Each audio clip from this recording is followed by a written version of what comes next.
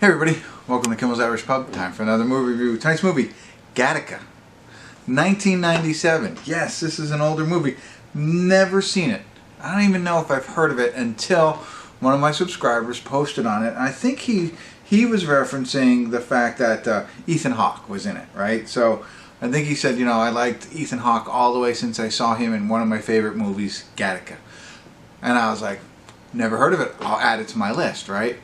I'll say this was a month or two ago, which I feel bad about. A lot of people post and ask me to watch things, and I'll really go and watch them. What happens, my excuse if you're watching, I apologize, I add it to my list, and then I'm always just like looking from the top down, like the most recent, what just came out. I'm always more interested in what just came out rather than going back. And so I never really get to the bottom of the list that often to see these older movies. Like, there's a lot that I want to see. But oddly enough, Pluto, it's on Pluto TV, so you know, came out and said this is coming off streaming on Sunday. And that was like, oh wait, I forgot all about that film. I'm going to watch it tonight. Now, here's the thing. It's on Pluto on live TV. So you have to catch it at the right, it's from 8 to 10 o'clock. You have to watch it. But you can hit rewind to the beginning, and that's what I'm doing. But yeah, watch it with ads. But so that's where we're watching it tonight. 7.7 on IMDb. 322,249 people rated it so far, so I am like the only person alive who hasn't.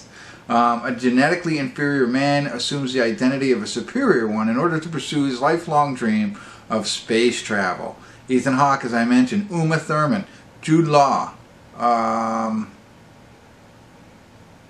Maya Rudolph, interesting. Blair Underwood, I always remember Blair from LA Law or something like that he used to be in. And that's about, Alan Arkin. Alright. So, I don't know.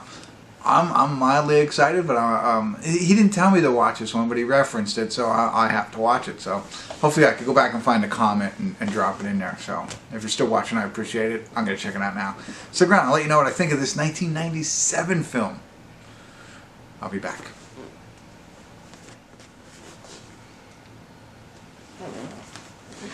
Hey everybody, we're at the credits of Gattaca. I couldn't see the thing, it wouldn't come up, but now I remember what it was. And I tell you what, very interesting for me. I think it, I don't know, I'm just going to ramble like I normally do.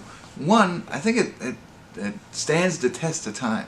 So this is a 1997 movie, and when I go back and I watch older movies, a lot of times it's like, you know, like, I don't know. They don't. I don't know.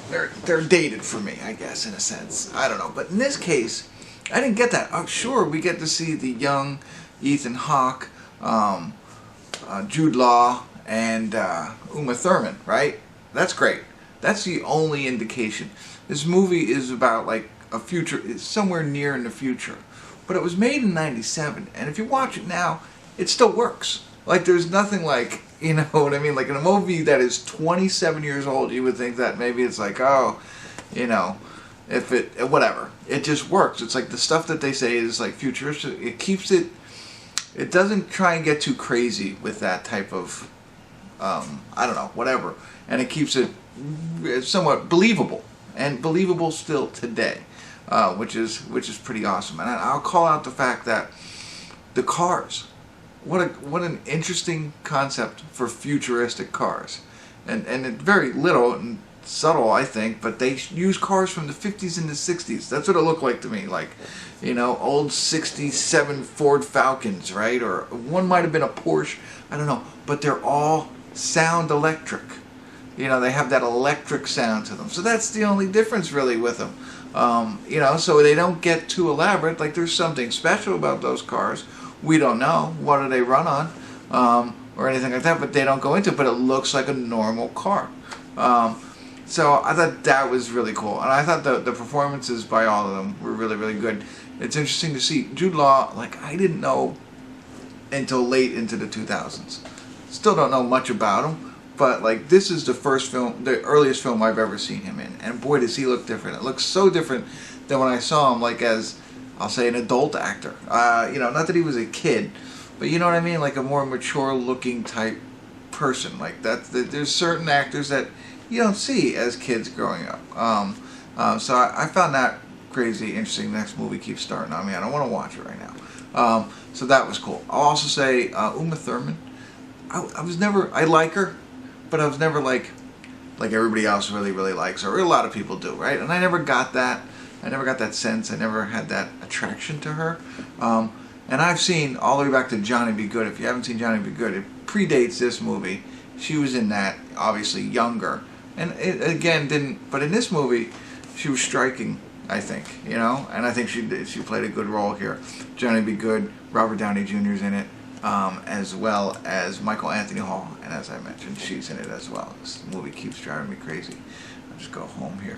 So that was good. Ethan Hawke was great. Again, a young Ethan Hawke, a lot of fun. And it all kind of worked out. And as far as the movie plot was I think it was interesting in the fact that they basically had scientific discrimination. So instead of like discriminating, they right from birth you're discriminated. They do a blood test and tell you everything you need to know about yourself. Like, and it's neat. Like, that was a really cool concept that they put in there. It was like, hey, based on how you were born out of love, or were you planned and made genetically purposeful? So very, very cool in that concept, and the whole idea of overcoming, biased or discrimination, so on and so forth, to try and get what you want. I thought that was neat. A very, I won't say tense, but like edge of your seat kind of stuff as things continue to progress, and I won't go into great detail. Like you're hoping things and you're rooting for certain things, and you're like biting your fingernails in a sense. So there was that type of anticipation throughout it. And two last things that there was two quotes that I got out of this. Right, one hit me early, and I wrote it down at the end, and then there was a second one. So the one was, blood has no nationality. And it's funny because this movie is essentially about discrimination, and that was just thrown out there when he first meets Jude Law, who's not from the United States. He said, that's okay, blood has no nationality. And I thought that was an interesting concept, or an interesting quote, really good one there. And then the second one that I liked, that he said, when the swimming, he said, I never saved enough to swim back. Kind of like, if you're ever going to do anything, leave it all out there. Put everything into it. Don't worry about swimming back to the shore, right? And I thought that was interesting. But, so all of that combined with a really cool story, and my TV's going crazy right now, but I really enjoyed it. And I think also I'm not jaded, but because it's such an old movie. Like, I wonder if I would have liked it in 1997 as much as I do now. I like it being that old and me enjoying it. So there's a little bit, how would I feel about that movie today? I don't know. How would I feel about that movie in 1997 when I watched it? I have no idea. But I think that adds to the allure for me. Alright, that's it. Hopefully I was helpful. But I'm sure everybody else has seen it. But I appreciate you tuning in. And I'm sure there's a lot more to it. You know what I mean? Like, I think there's more to this movie that I didn't catch on the first run. His infatuation with rockets, and as a little kid he had a rocket. You know what I mean? Like, is there more symbolism throughout? Is there other things that I didn't pick up on, like those quotes that I just missed? I don't know.